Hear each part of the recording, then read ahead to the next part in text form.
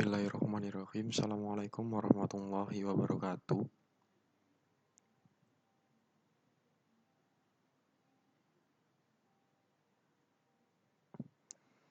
Eh, Tugas membuat presentasi berdasarkan e-book yang berjudul Manajemen Waktu yang Efektif dengan pengarang Rosita Eka MSI. Pembuatan video presentasi bertujuan untuk memenuhi tugas mata kuliah Manajemen Industri dengan dosen pengampu Bapak Rudi Yuwono, ST MSc. Manajemen Waktu yang Efektif dengan pengarang Rosita Eka MSI. Perkenalkan, nama saya Muhammad Edwin Syahrido dengan NIM sebagai berikut.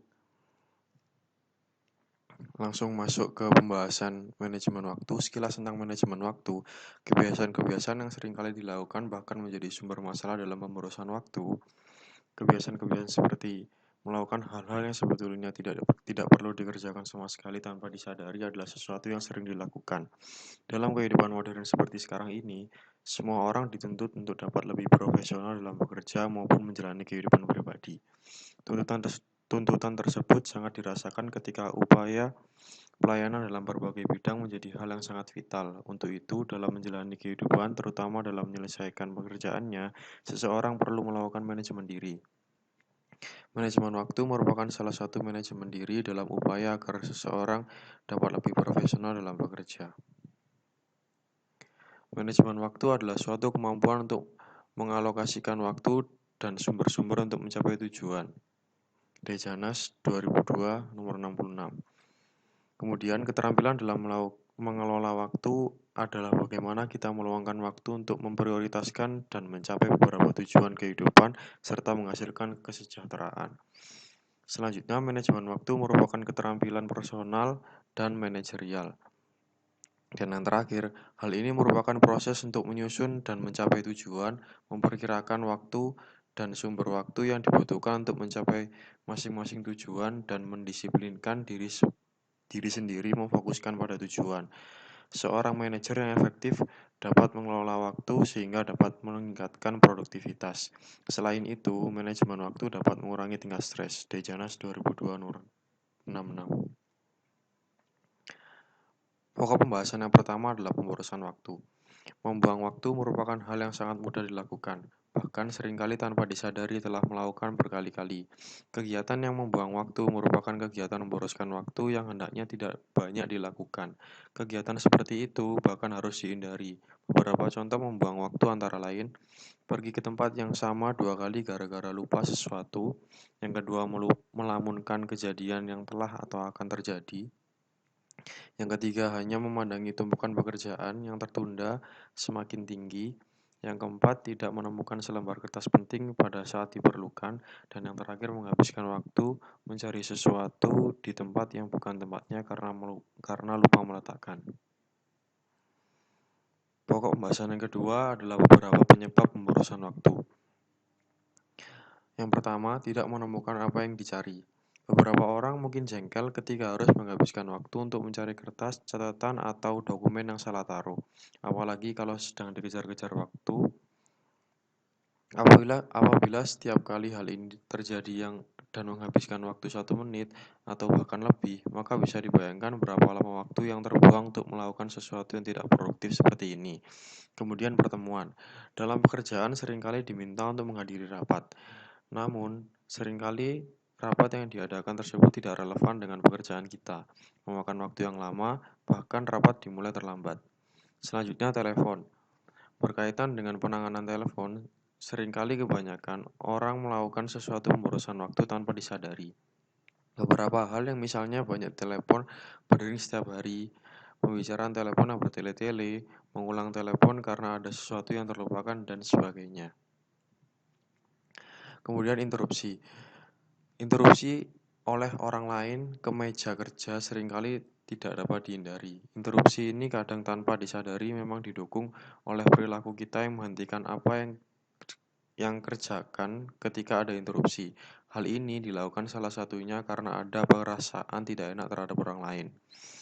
Kemudian, penangguhan. Tugas yang menumpuk cenderung ditangguhkan. Beberapa orang membuat alasan untuk melakukan penundaan. Padahal, dengan penundaan-penundaan justru tugas makin menumpuk. Kemudian kertas kerja yang kecil-kecil. Kertas kerja seringkali menjadi sumber pemborosan waktu. Hal ini terjadi karena cara kerja yang tidak efektif. Suatu data yang perlu direkam harus melalui proses pencatatan ulang atau pemindahan data dalam beberapa kertas atau buku. Kemelut ada mungkin dari waktu yang dimiliki dihabiskan hanya karena terjebak pada suatu kemelut. Bahkan seringkali seseorang tergopoh-gopoh dari suatu kemelut ke kemelut lain, namun perlu dipertanyakan apakah kemelut yang ditangani betul-betul masalah yang diperlukan dihadapi saat ini. Kemudian urutan perlimpahan yang terbalik. Mohon maaf. Ada sebagian orang yang memboroskan waktu dengan membiarkan bahwanya meninggalkan pekerjaan di atas meja hanya untuk mendapatkan masukan. Misalnya dengan ungkapan, taruh di situ biar saya periksa dulu. Selanjutnya, ingin segalanya sempurna. Keinginan agar segalanya sempurna seringkali membuat sesuatu yang penting menjadi tidak tergarap.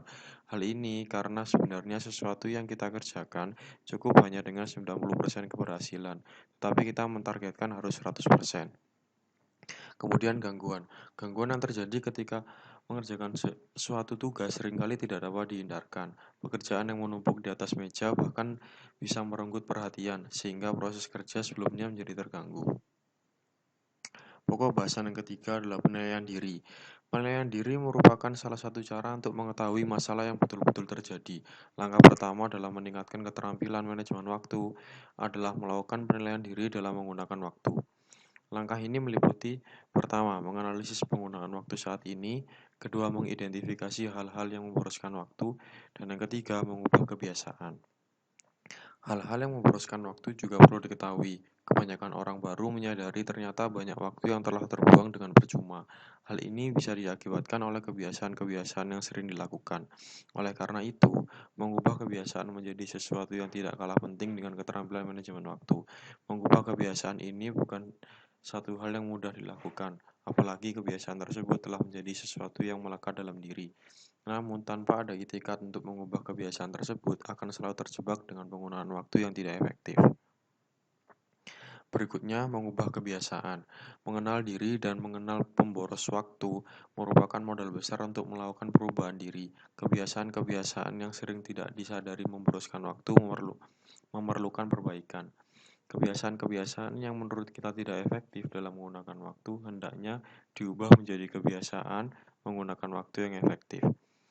Selanjutnya, kebiasaan sangat erat kaitannya dengan karakter.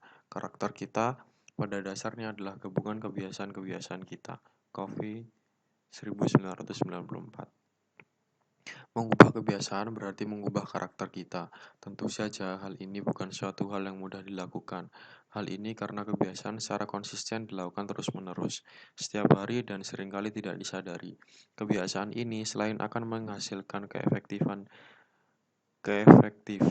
juga ketidakefektifan kita. Kemudian mengubah kebiasaan penggunaan waktu yang tidak efektif dapat dimulai dengan menuliskan beberapa hal yang memboroskan waktu, kemudian membuat daftar masalah yang dapat ditimbulkan karena kebiasaan tersebut. Berikutnya adalah memvisualisasikan kebiasaan menghemat waktu. Dalam hal ini, membayangkan kegiatan-kegiatan yang menghemat waktu. Semua pikiran yang menyebabkan penangguhan waktu segera dihilangkan. Langkah selanjutnya adalah mengembangkan kebiasaan yang menghemat waktu. Selanjutnya, pengelolaan tugas.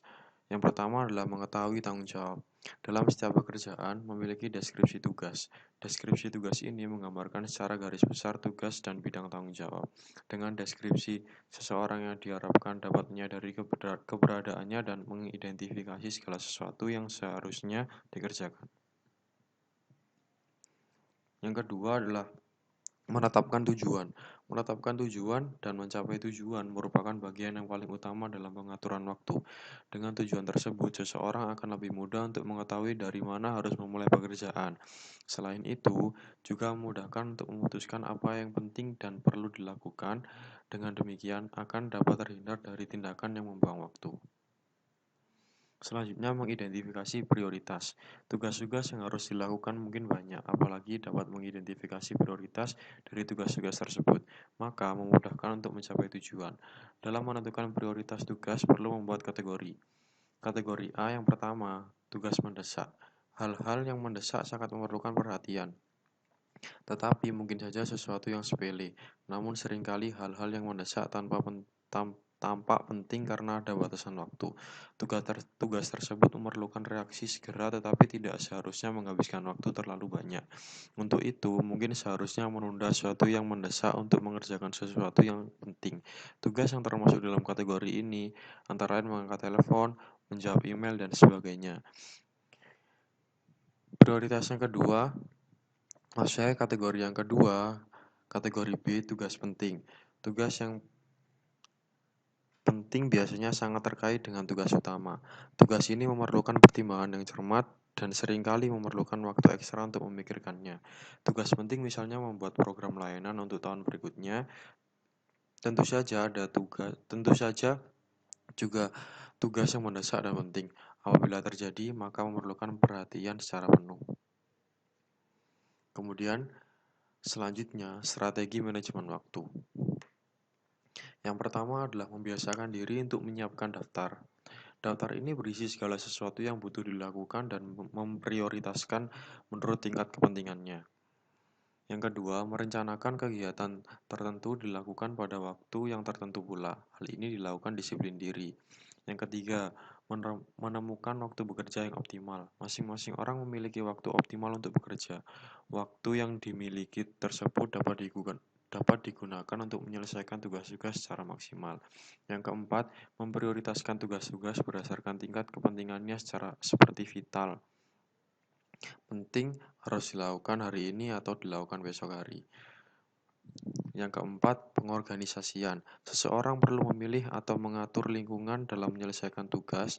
Dalam hal ini, mungkin diperlukan suasana atau lingkungan yang dipersyaratkan, misalnya harus bebas dari material yang tidak diperlukan, mengurangi gangguan atau telepon atau kehadiran orang lain, atau intervensi lingkungan, misalnya musik atau kebisingan. Selanjutnya, pendelegasian yang perlu menentukan tugas-tugas atau kegiatan-kegiatan yang memungkinkan untuk dapat dikerjakan oleh orang lain. Dan yang terakhir adalah membedakan antara segera dan penting. Untuk membedakan hal ini dapat dilihat pada materi pengelolaan waktu sebagai berikut. Yang pertama adalah kuadran 1, penting dan segera. Meliputi kegiatan yang memerlukan pemecahan masalah, pertemuan segera dengan deadline. Kuadran 2, tidak penting tapi segera. Yang pertama adalah menjawab telepon, kedua mengecek email, ketiga menyetujui interupsi seperti memberikan info atau bantuan. Kuadran 3, penting tapi tidak segera. Yang pertama, membaca buku yang berkaitan dengan prioritas saat ini, menyiapkan kegiatan, meluangkan waktu dengan teman dan atau keluarga. Kuadran 4, tidak penting dan tidak segera. Yang pertama adalah khawatir atau marah, yang kedua melihat TV pada waktu istirahat, dan yang ketiga mengoperasikan internet bukan untuk alasan tertentu. Selanjutnya inilah daftar pustaka yang dipergunakan seperti yang tertulis pada presentasi yang saya tampilkan.